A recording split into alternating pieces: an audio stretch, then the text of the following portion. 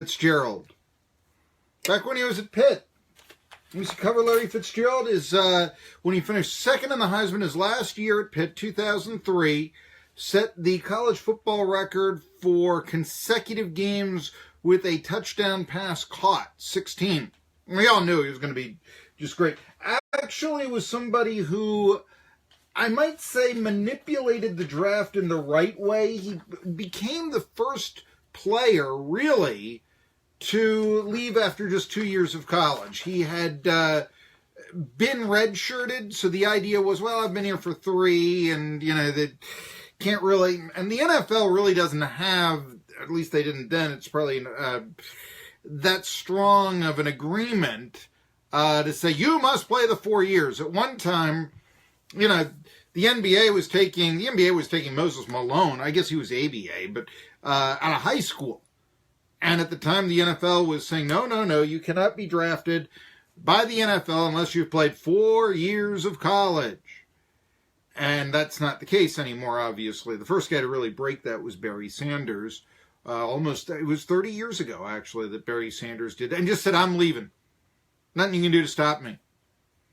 And after that, approximately 15 years later, when underclassmen were able to go into the NFL draft, Fitzgerald was the first guy to really do it after 2 years and say, look, no sense in me sticking around here, that sort of thing. We know, you're just, I'm ready for the NFL. And he was, obviously. Who has this historical perspective of sports in the Tri-Cities? Why, it's Marky Billson, your voice of choice for a new generation of Tri-Cities sports fans. The name of the program, Tri-Cities Sports Now. We own the Tri-Cities on 1420 NBC Sports Radio Tri-Cities. Hardest hitting opinions in the market. And we also do something over the years called Media Watch. You hear that with theme song still playing after that introduction. What do you think about that? And I've never done this before. I'm going to lead off with Media Watch. Why not? Let's lead off with Media Watch. It's going to be part of Marky's monologue today. You want to do that? I'm incorporating Marky's monologue with Media Watch. So, without any further ado,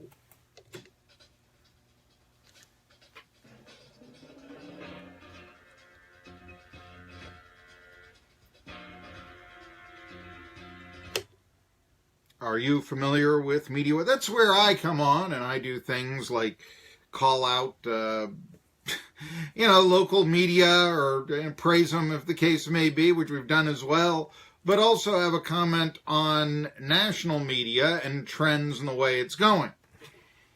I guess my take that I thought that Jamel Hill might be a third person in the booth for Monday Night Football, that might not be the best take I've ever had, if you will.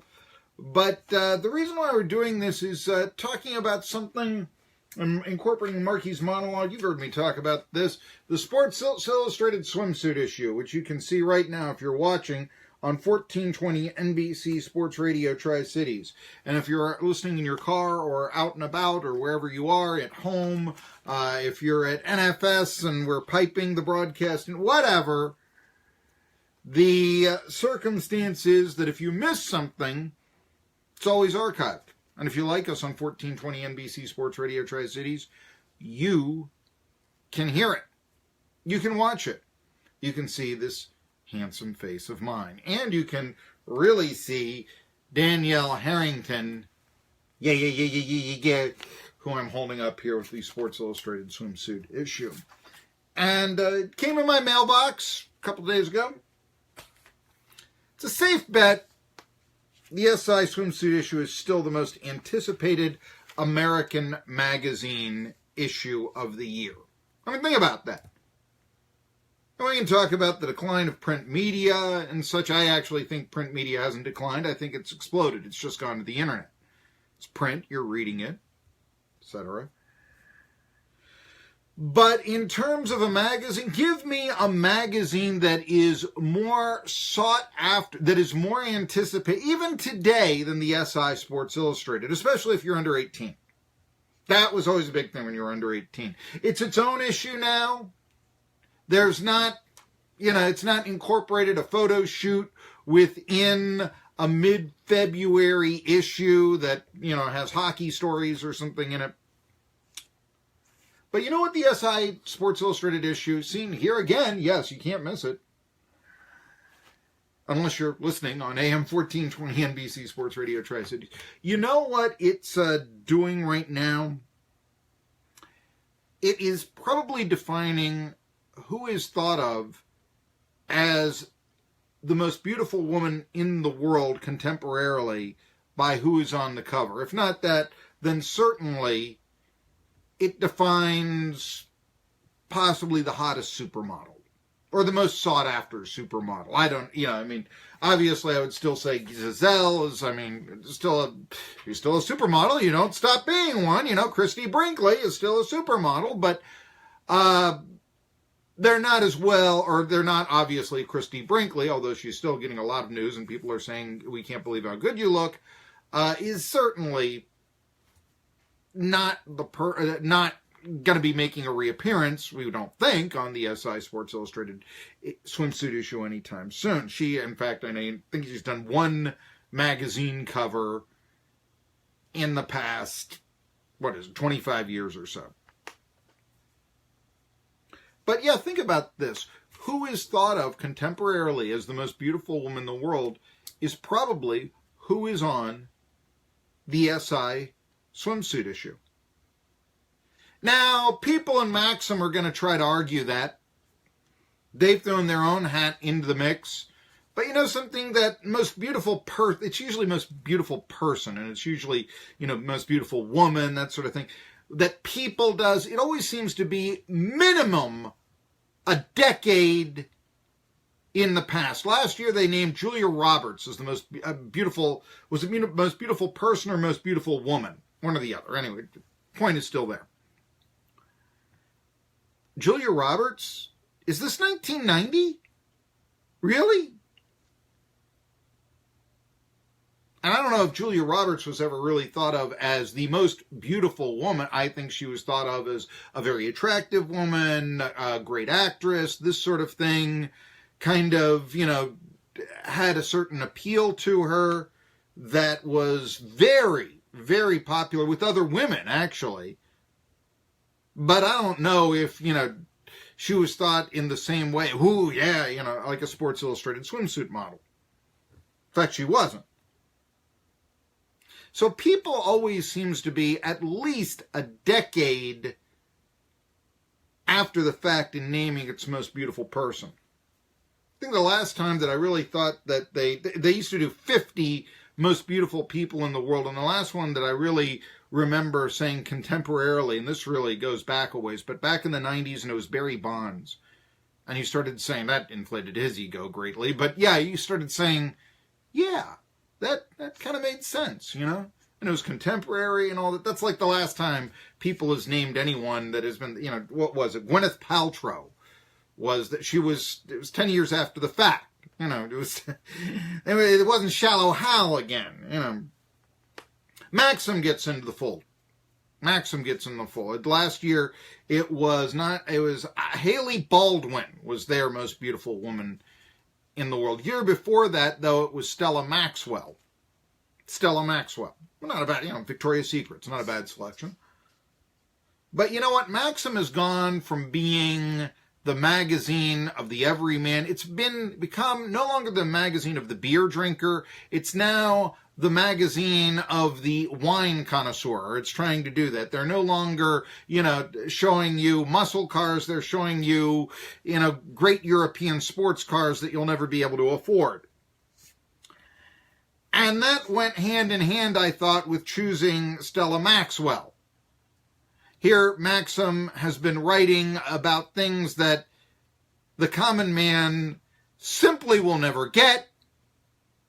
And then you choose Stella Maxwell as your most beautiful woman in the world, who is not just unattainable to the common man, but unattainable to men, period. Now, that might have encouraged SI to move away from a trend they went to for 1 year, 11 years ago. Put Beyonce on the cover. Great cover, don't get me wrong. Beyonce certainly held her own.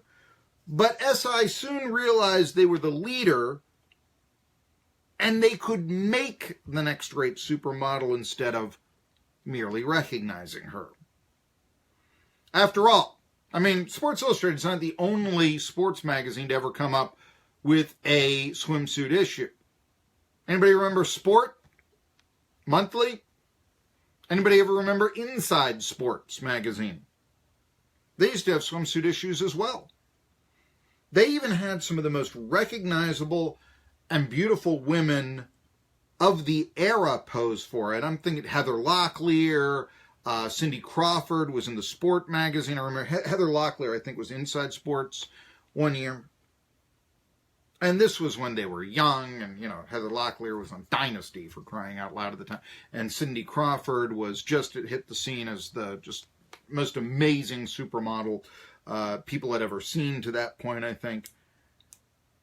Debatable, but, I mean, she really made a presence, obviously. Cindy Crawford, she still does. But in those cases, in Sport and Inside Sports, it was the women that were making the issue. The issue was not making them. And that's what the Sports Illustrated Swimsuit Issue does. And to be honest with you, that's why Inside Sports and Sport Magazine are no more. They weren't breaking the story. They were, you know, in this regard, they were giving it, you know, somewhat past its prime. Not that I don't appreciate beautiful pictures of Heather Locklear or whoever in a bikini, you know. So anyway, this year Danielle Harrington is on the cover. All right, here she is again. She's the new woman who will enter the minds of the American male, and we will fantasize about her henceforth. Now, you go inside the issue, you'll find Kate Upton, even Paulina Porizkova.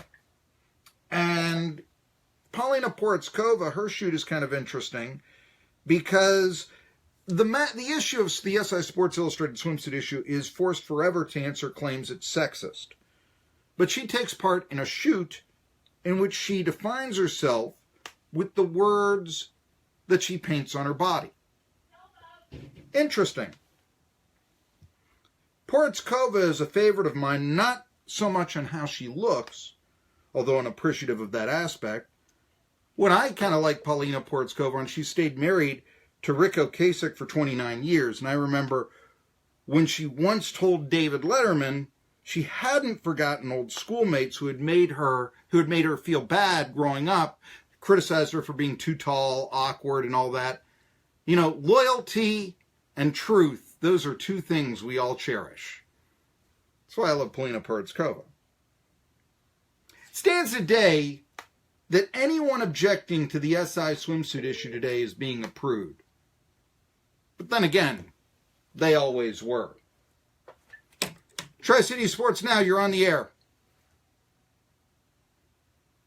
I'm sorry, I didn't mean to be on the air. I was just returning a phone call. Well, okay, I will take a break, and we will continue Tri-City Sports Now after this. Who do I have? Hey, this is Mike Bell. I'm sorry, I was just returning a phone call. Yeah, I actually, because I was going on the air.